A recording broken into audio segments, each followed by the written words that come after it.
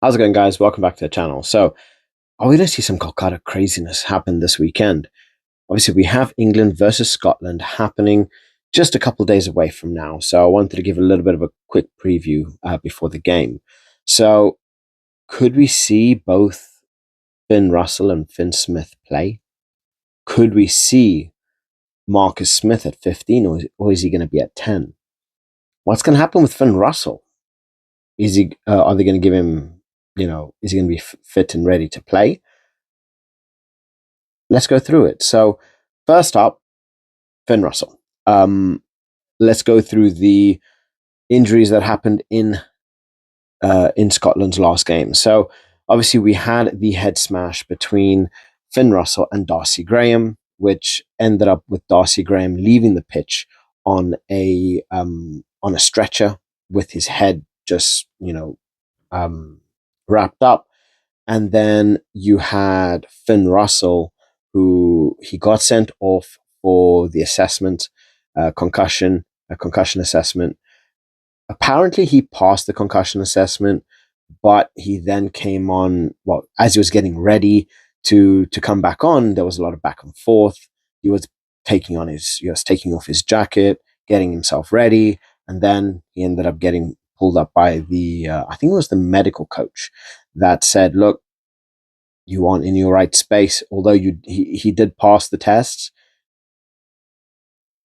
the medical staff said, "Look, no, you're not ready. We're subbing you off." And too right, I think this was a much better decision, because there's a lot of there's a lot of people that would just say, "Go on, get cracking." Where he actually saw Finn Russell for what it was, and he said, "Look, you know what? I do not feel 100% confident with you, um, with you going back onto that pitch." Obviously, he must not have been 100% there, and ended up subbing him completely, which ultimately I do think it was the right decision to do for him and his career. Because even now, we've seen Ibanez with his concussion. He's still out. He's still getting recurring headaches. This is not something you want to take lightly. And it looked like he took a good knock up against Darcy Graham. And obviously, Darcy Graham got the grunt of it. He got the really, really bad stuff. But I wish Darcy Graham all the best. And I'd love to see Finn Russell play. Why not? 2 weeks. If he's been good, if he's been ready, I think he will start. But Scotland are by no means a joke. Obviously, England are coming off a very, very big high, beating France 26-25 in the last minutes of that game. And they are coming in such a high where it's just going to be, crazy. This game is going to be crazy. So my question now is, Borthwick saw Finn Russell play very well at 10. Marcus play very well at 10. Is he going to continue with this? Right? Will he continue to keep Finn Smith at 10 and Marcus at 15? Because it worked. And it worked up against France. So now, Scotland obviously is no France, but Scotland are deadly in their own right. When you have a player like Van der Merwe, who's just lightning, and we saw what he's capable of doing, right? He's so, so good. But at the same time, we saw how Ollie Slightholm and Tommy Freeman handled BLBRA and Pinot. They put the works on them, and Tommy Freeman is just becoming a better player week in, week out. Every time he steps foot on that pitch, he just keeps getting better and better. So it's going to be interesting to see how this plays out, right? So honestly, I really, really hope Borthwick starts with Finn Smith at 10, Marcus at 15, right? I can't see too much changing in terms of the forwards.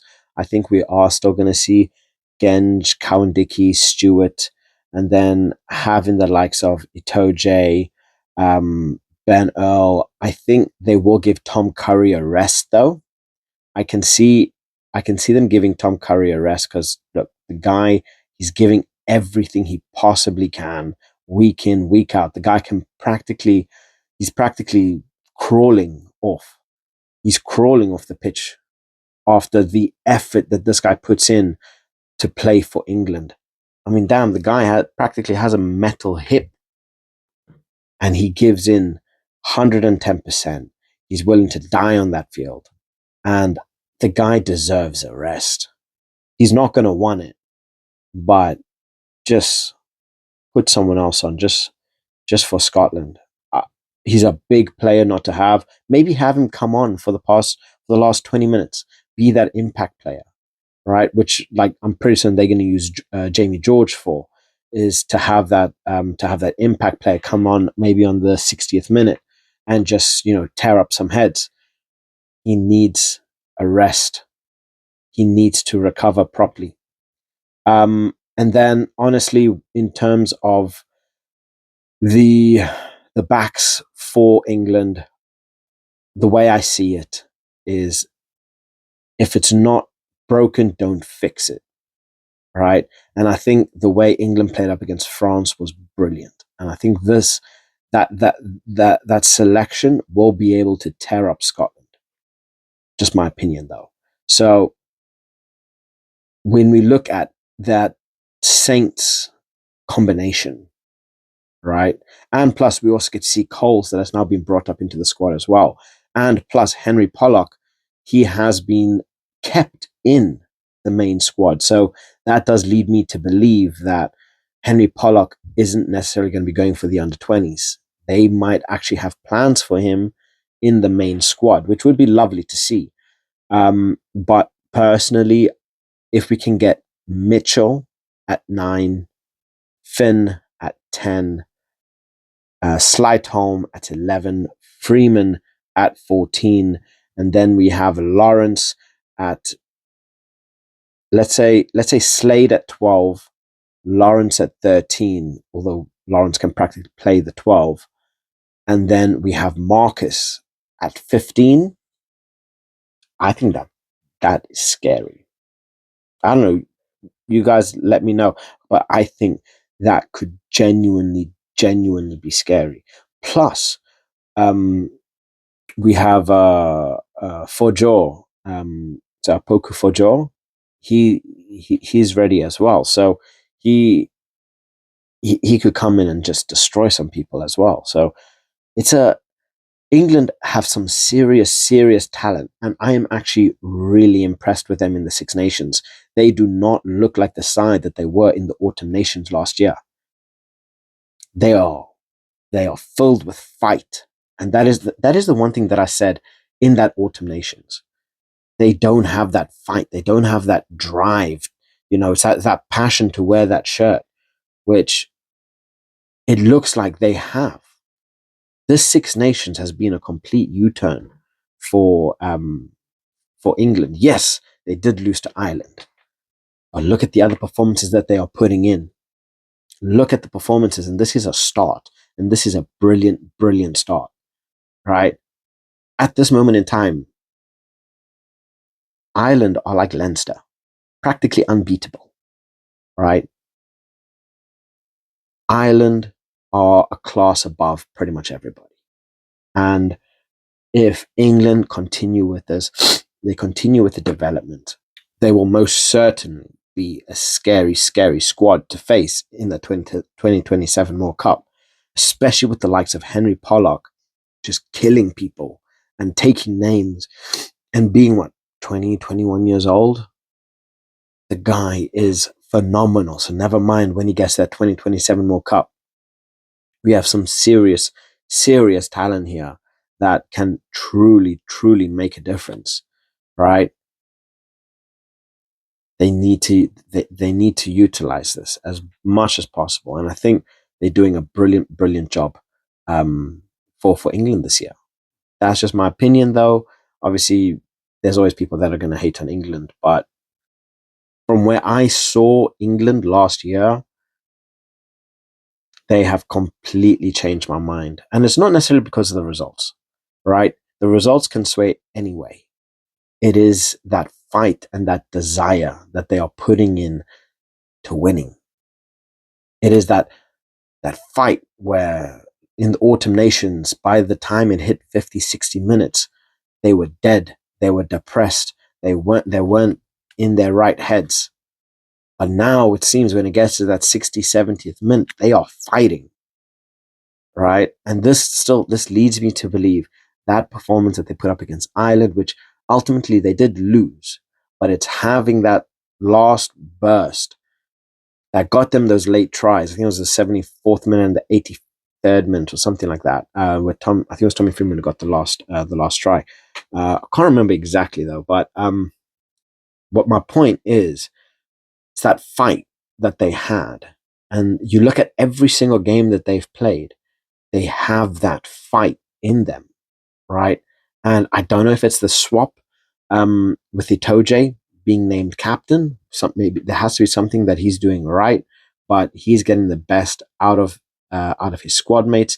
He's keeping that determination, that morale high, right? So England are a very, very scary prospect. Now, enough of that.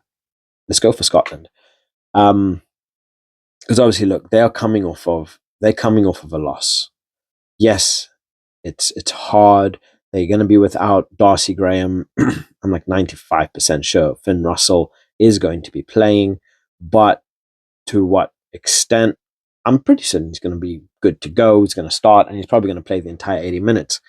But Finn Russell has to be in his right mind, because if he's not in his right mind, things are going to go very south very, very quickly, right? A lot of big performances are going to be, when you have your Fergusons, your Schoolmans, they're going to need to be hitting hard. They really, really going to need to be taking as many names as possible.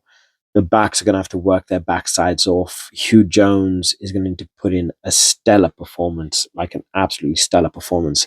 But never doubt the Scottish, because the strength that they have in those backs is ridiculous, right? With Blair Kinghorn, and we see this constantly with Blair Kinghorn, if you give him just a little bit of space, he's going to make you pay for it. And that he does very, very well. So, like I say, France is it's a completely different ball game to Scotland, right? Because Scotland's going to bring something completely different, where France, they like to play very much like Toulouse, right? They play that free flowing, fast running, rugby that works on multiple phases. Whereas Scotland, they're going to want to break things down. They're going to want to tire you. They're going to want to hurt you. And then they're going to use their backs to just break open spaces, right? So it's gonna be a very, very interesting tie. It's gonna be difficult not having someone like Darcy Graham, but Scotland do have relatively good replacements, not Darcy Graham replacement, but enough. And I think if Scotland play their game, if they are able to utilize all the penalties and they jackal like there's no tomorrow, they stealing that possession, they working hard in the rucks and really trying to dominate in terms of that intensity and really putting pressure on England, they could definitely get something out of it. Um, I'm seeing this as a very close game, and when I say a close game, if you had to ask me before the Six Nations, who do you think would win? I would have told you Scotland. But with England's performances, they have converted me to say, look, it's not going to be a big win by England, not by any means. Scotland are too scary for that. But I do feel England is going to win by a point, 2 points. I can't see it happening very highly, because England are still very weak in that second half. So the way I see this playing out is England are going to start hard, start fast and strong, right? They're going to get probably into the lead by 14 points, 15 points. Scotland are going to have a late first half resurgence, close that gap, and then they're gonna they're gonna put England to the test in that second half, and then England are going to win ultimately on penalties. And like I say, I can only see this happening by just a couple of points. To be frank, I don't think it's going to be a very high scoring game. I don't think this is going to go past 20 points each. I think it's going to be like an 18-16 kind of game, maybe even less, because we know what's going to happen here. But it's going to be difficult. The play under mistakes, penalties, a lot is going to come down to man management, time management as well, right? Know when to do stuff, know when to kick for posts, know when to kick it out for a line out, know when to run with it. So we are going to see two giants facing each other. And honestly, I see England pipping it by just a little bit. Now, I'm probably going to get a lot of hate from a lot of the Scottish. And don't get me wrong, I love the way the Scottish play. And I love some of the Scottish players. But ultimately, I do feel Finn Russell is going to let the game get to him. It's going to get the better of him. England are going to frustrate him. They're going to suffocate him. And he's going to start making mistakes. And when he starts making mistakes, things go very badly wrong. And I honestly see Finn Russell just imploding. But I could be wrong. He could have like just one of those spectacular games where he just destroys everybody in sight, kicking on point, his box kicking on point, kicking to touch, because we know just how good Finn Russell is. On his day, he's the best number 10 in the world, and he's practically a shoo-in for the Lion squad. But I don't know which Finn is going to come out on top. Finn Smith, Finn Russell. Shit, for all we know, Finn Smith might not even get chosen. But I hope he does. Because I think having that combination, that Saints, rhythm, it will poke holes into the Scotland defense. But let me know what your thoughts in the comment section below. I want to hear what you guys think in relation to this. And as always, please like and subscribe, as it really does help my channel grow. And on that note, catch you guys in the next one. Bye.